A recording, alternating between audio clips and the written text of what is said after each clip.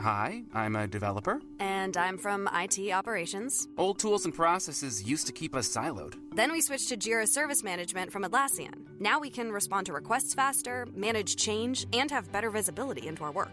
Yeah, thanks to Jira Service Management, we now have more free time. So we started a band. A heavy metal band. With Jira Service Management powering service delivery, we have more time to rock.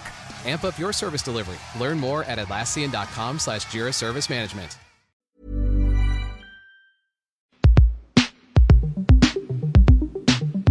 This is Scientific American's 60-Second Science. I'm Ashley Papp.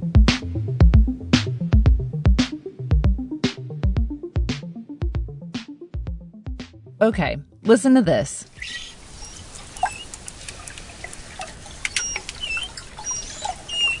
If you had to guess, what would you say made those sounds? Did you guess that they were from a blubbery, 10-foot-long sea cow, otherwise known as a manatee? If you didn't get it, don't be too hard on yourself. That's what manatees sound like when they're communicating in the warm, shallow waters around Florida. And researchers are starting to learn how to decode this crazy, high-pitched chatter. We know that manatees produce vocalizations via the vocal folds in their throat, similar to how humans and other mammals produce noise. They use their voices for talking to each other, and probably not for echolocating like dolphins do. And while previous research has documented the noises, new work looked into connecting how manatee chatter in the wild is related to behavior in different social settings. Beth Brady, a marine mammologist at the Mote Marine Laboratory and Aquarium in Florida, ran the new research. She says that manatees use vocalizations to convey all sorts of things, kind of like the way a house pet lets you know that they're not into that new brand of food, or they're really happy to see you at the end of a long day.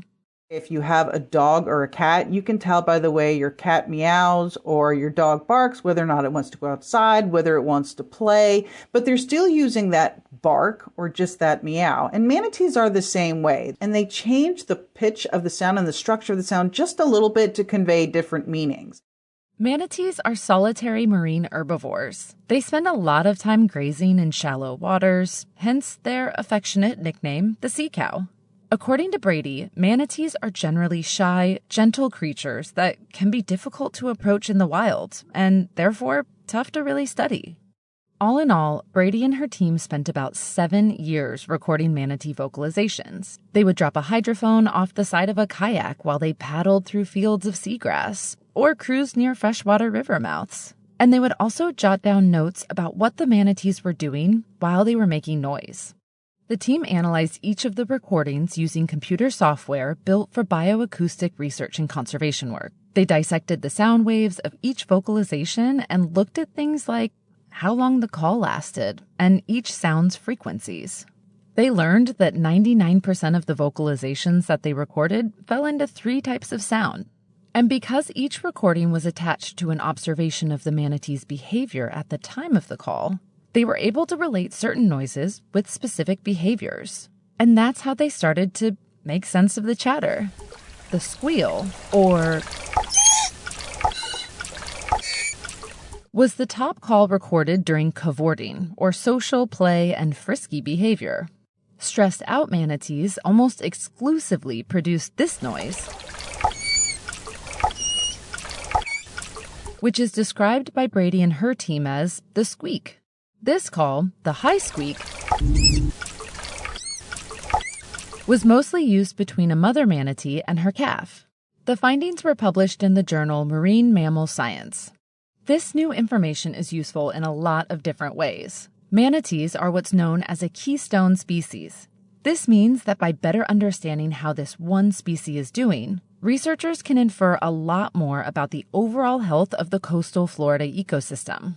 Case in point, there's a lot of seagrass missing from over in the Indian River Lagoon area, and a lot of manatees, unfortunately, perishing due to this.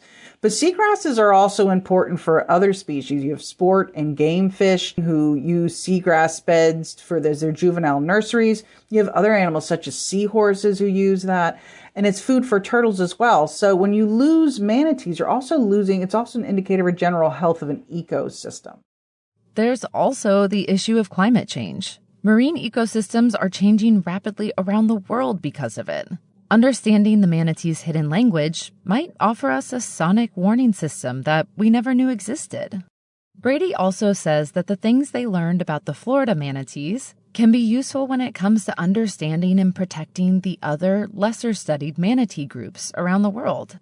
Whether or not there's a universal manatee language remains to be seen, but we're starting to understand that there's a lot more to manatee squeaking and squealing than pure chatter.